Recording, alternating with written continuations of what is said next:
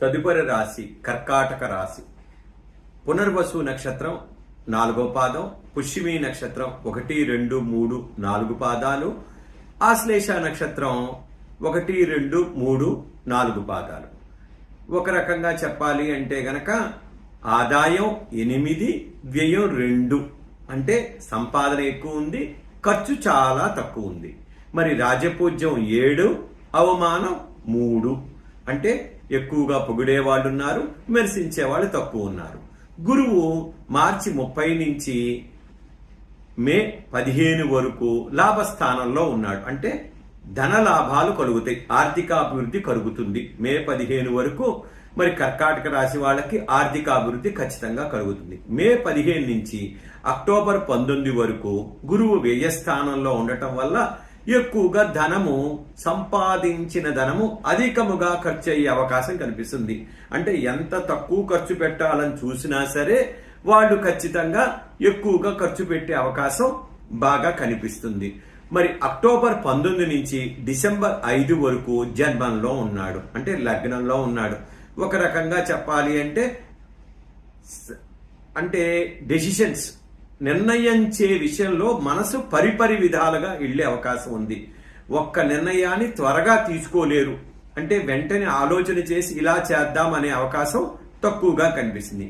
మరి డిసెంబర్ 5 నుంచి మార్చి 19 వరకు, అంటే 2026 వరకు మళ్ళీ వ్యయస్థానానికి వస్తాడు. వ్యయస్థానానికి రావటం వల్ల ధనము ఎక్కువగా ఖర్చు అయ్యే అవకాశం ఉంది. మరి మిథున రాశి వాళ్ళు చేయాల్సిన రెమెడీ ఏంటి? గురుగ్రహ రెమెడీ చేసుకోవాలి.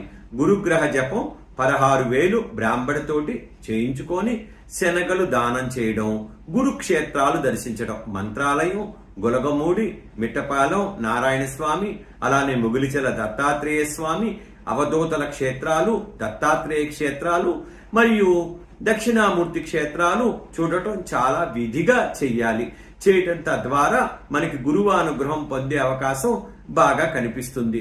మరి గురువు స్తోత్రాలు చదువుకోవటం, మీరు ఎవరినైతే గురువుగా భావించి మరి గురుధ్యానం చేస్తున్నారో, సాయిబాబా, రాఘవేంద్ర స్వామి, వెంకయ్య స్వామి, ఎవరైతే మీరు గురువుగా భావించేస్తున్నారో వారి యొక్క ఆశీస్సులు, వారి పాదాలు పట్టుకోవడం ఖచ్చితంగా చేస్తే మరి మానసిక వేదన తగ్గుతుంది, మరియు ధనము కూడా, ఖర్చు కూడా అయ్యే అవకాశాలు తక్కువగా కనిపిస్తున్నాయి.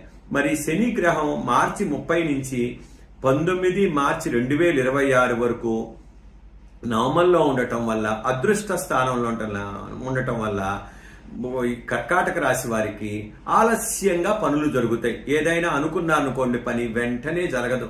పాపం అతి కష్టం మీద జరుగుతుంది. చాలా కష్టపడాలి, చాలా ఇబ్బంది పడాలి. అలా చేయకపోతే ఇబ్బంది పడుతూ ఆలస్యంగా జరిగే అవకాశం ఉంది. మరి రాహువు మార్చి 30 నుంచి మే 18 వరకు నవమస్థానంలో ఉన్నాడు. నవమస్థానంలో ఉండటం వల్ల ఏమవుతుంది? ఇది కూడా ఆలస్యం అయ్యే అవకాశం కనిపిస్తుంది. స్నేహితుల వల్ల మాటిస్తారు, స్నేహితులు చేయలేరు, మనం ముందుకు వెళ్ళలేము, వెనక్కి రాలేము. మరి మే 18 నుంచి 19 మార్చి 2026 వరకు అష్టమ స్థానంలో ఉండటం వల్ల ఆరోగ్య విషయంలో చాలా చాలా జాగ్రత్తగా ఉండే అవకాశం బాగా ఉండాలి. మరి ఆరోగ్యరీత్యా మరి ఔషధాలు తీసుకోవటం, వెంటనే వైద్యుడిని సంప్రదించడం, చిన్న చిన్న విషయాలు కూడా చాలా జాగ్రత్తగా లేకపోతే వైద్యంలో ఎక్కువగా ఖర్చు అయ్యే అవకాశం కనిపిస్తుంది. సడన్ గా నిన్నటి వరకు బానే ఉందండి, మరి ఏమైందో తెలియదు, ఇబ్బంది పడుతున్నాము అనే అవకాశాలు ఎక్కువగా కనిపిస్తున్నాయి. దాన్ని మనం నిలదొక్కుకోవాలి అంటే గనక సుబ్రహ్మణ్య స్వామి వారికి మరి ఎక్కువగా పూజ చేసుకోవాలి. రాహుగ్రహ జపం కూడా చేయించుకోవడం చాలా మంచిది. 18,000 రాహుగ్రహ జపం చేయించుకొని మినువులు దానం చేయటం వల్ల కూడా చాలా బాగుండే అవకాశం ఉంది.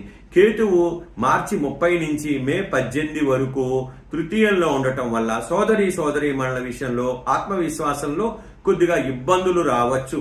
మరి మే 18 నుంచి మార్చి 19, 2026 వరకు ద్వితీయంలో ఉండటం వల్ల ఖర్చులు, అంటే రావాల్సిన పైకం చేతికి వెంటనే రాదండి, పాపం కొద్దిగా ఇబ్బంది పడుతుంది. దాని తద్వారా గణపతి ప్రార్థన చేసుకోవటం చాలా మంచిది.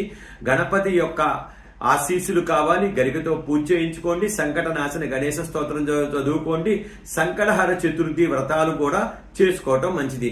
ఒక రకంగా చెప్పాలి అంటే గనక కర్కాటక రాశి వాళ్ళు గురు గ్రహ జానం మరియు శని గ్రహ జానము మరి రాహుకేతువులు 4 గ్రహాలకి వీళ్ళు ఈ సంవత్సరం అంతా చేసుకోవటం వల్ల శుభాశ్రమ మిశ్రమ ఫలితాలు అందించే అవకాశం ఉంది. అన్ని కార్యాలందు మిశ్రమ ఫలితాలు వస్తుంటాయి. కాబట్టి కొద్దిగా దైవానుగ్రహం ఉంటే గనక ఈ సంవత్సరం చాలా చక్కటి ఫలితాలతో ముందుకు వెళ్లే అవకాశం ఉంది. స్వస్తి.